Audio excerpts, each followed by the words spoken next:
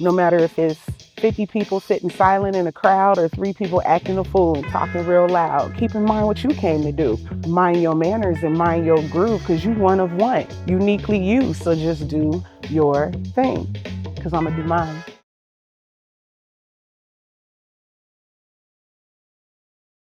What's up, y'all? My name is Lyric, and thanks for joining me today as I talk a little bit more about what I do. Some of you may have seen me out in the community as an MC and a host for your local events.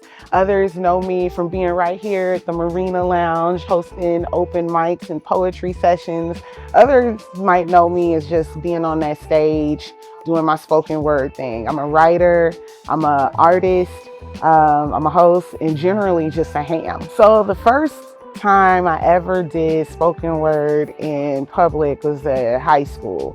I was really inspired by the neo soul movement. It just kind of spoke to me. I remember even back like in the early 90s, telling my age, even back in the early 90s, there was this group called Soul to Soul, and they had locks, and they were very like Black centric or Afrocentric, if you want to say, but they were from Europe. And I remember going, I like that, right? And this was back during a time where it wasn't popular to be very Afrocentric. So when Miss Badu came out with the head wraps and stuff, I was like, it's on. So I learned how to wrap my hair, and things about me just started changing, because I had always felt a real huge pride about who I was and what I wanted to present and how I wanted to present myself. My friend said, hey, we're doing a talent show at the high school. You need to hop in on that. And I had the On and On instrumental in the background, and I did my thing, and people loved it. And I was bitten from that moment on. I just kept writing, kept performing, kept writing, kept performing. I mean, it was a good time. But when I think about what inspires me to write, I take it back to being in 4th grade. By the way, Black Teachers Matter. I'll never forget my 4th grade teacher, Miss Norton. We had these reading books, and in this reading book, I found a poem by Langston Hughes, and it was only 2 paragraphs, and I still remember it. Is Dream Variations, and it went something like, to fling my arms wide in some place in the sun, to dance and to whirl till a quick day is done. When night comes on gently beneath a cool tree, black like me, that is my dream. I remember the feeling that I had. I was like, I feel something. And that was the first time that I ever felt something while reading a book. And from that point, I remember wanting to write things that people would feel, right? Not necessarily agree with me, but to understand and to feel a perspective. It was just the lines that Langston Hughes wrote many, many years before I was even thought about, that night was coming on gently, dark like me, black like me. It really made me feel. So now I'm inspired by my environment, the stories people tell me. God is a big part of my life, which is why I was like, let me wear this and represent, because my poems are very spiritual.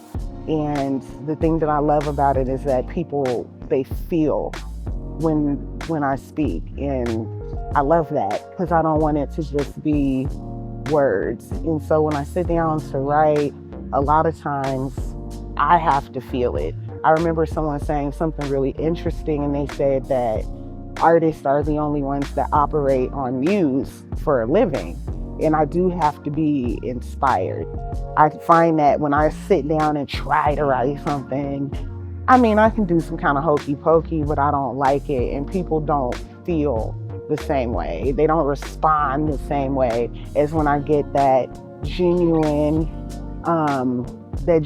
muse, that genuine wisdom and just spirit that comes upon you when you're writing at 3 o'clock in the morning. So that's my inspiration, is just making people feel, and hopefully bringing a word of encouragement to people too, because life can be pretty crazy. If you find something funny, I hope so too, because I love to laugh. But You know, my inspiration is making you feel it. You heard? I love when people book me for events because they're entrusting me with their representation, and I take that seriously.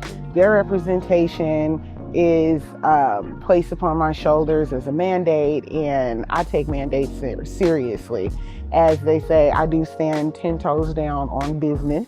I like to be professional, so you know that I'm gonna show up on time. I'm gonna show up prepared. I'm gonna have my A and my B plans backed up. I have been working with people doing performances and open mics on stage and coffee houses and stuff for years. I grew up doing family events, so I know what it looks like when an event is going well and it's ran well, and I know how to pivot on a moment's notice. The speaker's not working, okay, we're going down to the aisle in the middle of the crowd. The artist is not there yet, okay, let's get some audience interaction. I think that you have to be quick on your feet when you are doing live events, because things can change, the mood can change, equipment fails, right? But what doesn't fail is a person that has the experience and the tact and the ability to think quickly to make people feel comfortable and welcome, no matter what's going on. So that's why I feel like I'm a great host, and I've received nothing but compliments, which is a total blessing. But I love the challenge. Bring it. Hosting is a challenge, and that's why I like it. I like to be able to think on my feet, move and groove, and have people say at the end that was a good time. Because I'm here to have fun too. So, yeah. Thanks for listening.